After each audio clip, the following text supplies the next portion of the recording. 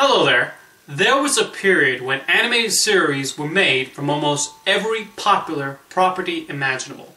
Nothing was off limits, and never was there a more strange case of this than when Jim Carrey's three big breakout hits from 1994 were turned into Saturday morning cartoons. It didn't matter that they weren't really family films. A couple of network or studio executives saw the grosses and decided to animate them for television. Let's start with Ace Ventura: Pet Detective, which was animated at Nelvana. Now, I don't think the movies are particularly funny, and strangely, I put a lot of the fault on Jim Carrey, as I find his performance way too over the top, to the point where I find Ace to be more off-putting than endearing. However, that character somehow seems appropriate for animation, so the decision to put Ace Ventura in that medium kind of makes sense. Michael Dangerfield actually does a very spot-on job of impersonating Carrey, and actually tones the voice and mannerisms down, which you'll either like or hate depending on your opinion of the movies. Honestly, for a Saturday morning cartoon, it's fine. I actually find Ace to be way more likable in the show, and the stories are somewhat inventive in how the writers thought of different cases Ace could solve. Interesting enough, Seth MacFarlane was a freelance writer for Ace Ventura: Pet Detective at one point, though it's hard to see some of his influence, and it's likely he did not have the freedom he had at Hanna-Barbera and Family Guy. Still a fun tidbit you might want to throw at parties. Honestly, it's harmless enough and an interesting curiosity for those who like the Ace Ventura pictures, and there's certainly some laughs to be had.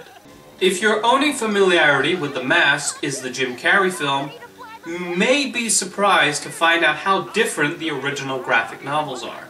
While the movie turned him into basically a Tex Avery-inspired cartoon character, in the original comics, anybody who put on the mask, including Stanley Ipkiss, became a raging psychotic murderer. Needless to say, they were extremely violent, and director Charles Russell considerably toned things down when he tackled his adaptation. So you can imagine that for the Saturday morning cartoon, the material was toned down even more, and the Mask essentially became a superhero. Rob Paulsen filled in for Carrey and did an admirable job of playing both Stanley's timidness and the Mask's zaniness. In an odd decision, Tina is nowhere to be found, and not one episode I saw explained her disappearance. Instead, Peggy, the backstabbing reporter from the movie, fills in the female role. Not sure why they did that, but I guess it was lucky for the series creators that Russell decided to omit the scene where she's killed. One element I think the animated series has over the movie is the frequency of mask wearers. One of my problems with the film is it doesn't take full advantage of the concept, as only 3 characters wear the mask.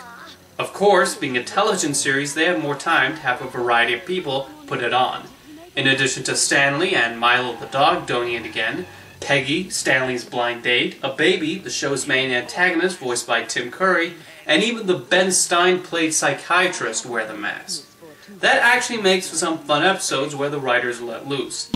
There was surprisingly an episode where the Mask had a crossover with Ace Ventura.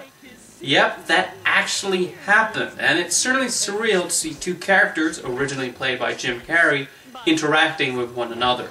Overall, like Ace Ventura, the animated series, this is a harmless Saturday morning diversion, and certainly a million times better than Son of the Mask. Not like that's hard to accomplish, though. Finally, we have Dumb and Dumber. For some reason, a network or studio executive thought this was a movie that would translate to a Saturday morning cartoon. Even putting aside my negative opinion of the film, I cannot quite fathom why they thought this was a good idea. Animated by Hanna-Barbera, the show is probably one of the most visually ugly cartoons I've laid eyes on. I don't normally associate Hanna-Barbera with top-notch animation, but their designs are still appealing. But this show lacks any of that.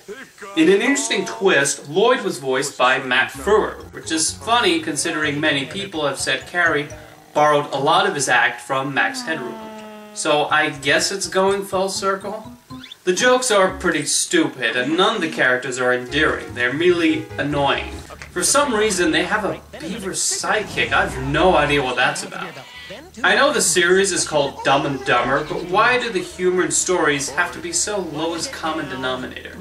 I'm trying desperately to think of something nice to say about this series, but it's really hard.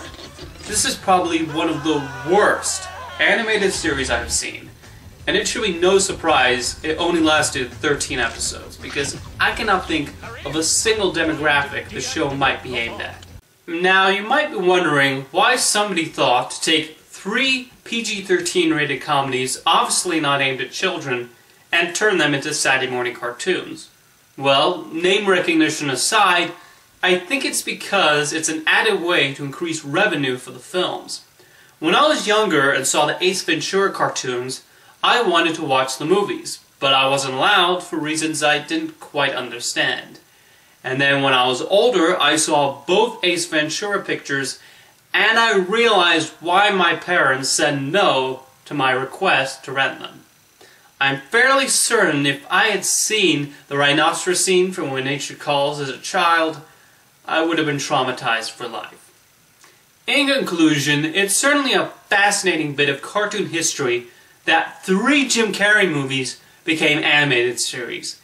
And I kind of wonder if he's ever watched them, just for curiosity's sake. See you next time.